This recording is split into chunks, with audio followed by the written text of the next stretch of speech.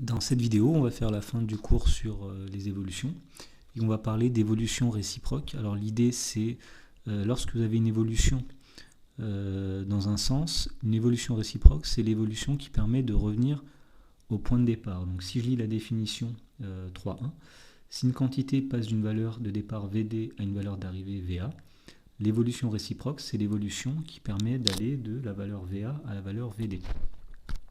Et donc la proposition 3.2 dit que le coefficient multiplicateur d'une évolution réciproque, c'est l'inverse du coefficient multiplicateur de départ, c'est-à-dire 1 divisé par le coefficient multiplicateur de départ. Alors, si on fait l'exemple 3.1, pour comprendre un petit peu comment marchent les évolutions réciproques, on nous dit que le prix d'un article a diminué de 15% pendant les soldes. De combien devrait-il augmenter pour qu'il revienne à son prix initial? Alors, on commence par calculer le coefficient multiplicateur correspondant à cette diminution.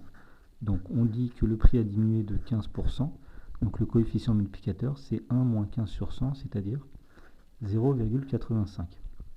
Pour savoir, pour connaître le coefficient multiplicateur qui correspondrait à l'évolution réciproque, c'est-à-dire pour revenir au prix de départ, on calcule 1 divisé par C, c'est-à-dire 1 sur 0,85, on trouve environ 1,1764.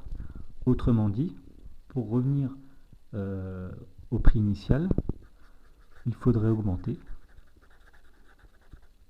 de 17,64% l'article,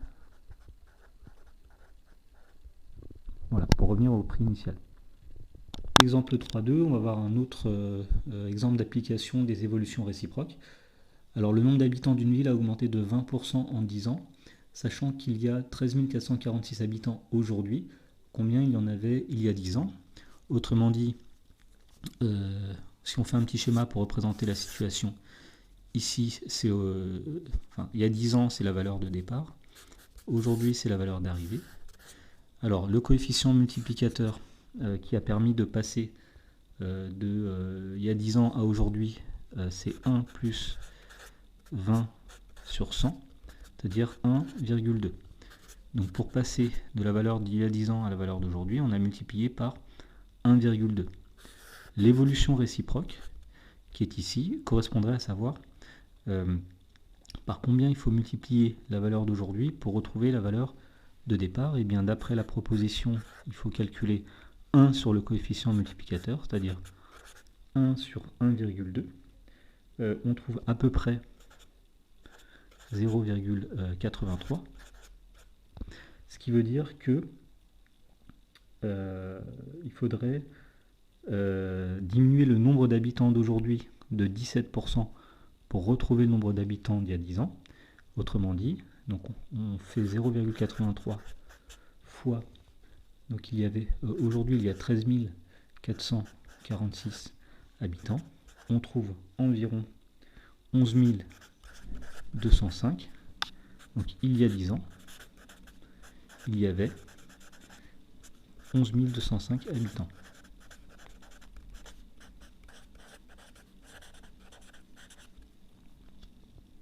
On va faire l'exemple 3.3.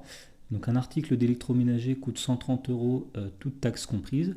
Sachant que la TVA sur ce produit est de 20%, quel est le prix hors taxe de cet article?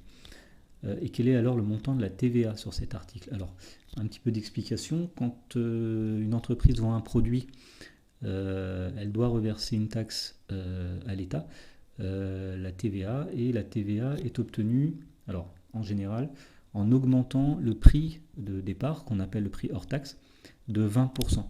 Autrement dit, ici, si vous avez le prix hors taxe, pour trouver le prix, toute taxe comprise, c'est-à-dire le prix que vous voyez en magasin, il faut l'augmenter de 20%, c'est-à-dire multiplié par 1,2. Donc ici, le coefficient multiplicateur qu'on applique au prix hors taxe, pour obtenir le prix TTC, c'est-à-dire le prix toute taxe comprise qu'on voit en magasin, le coefficient multiplicateur, c'est 1,2. Alors, dans l'énoncé, on nous dit que le prix TTC, lui, valait 130 €.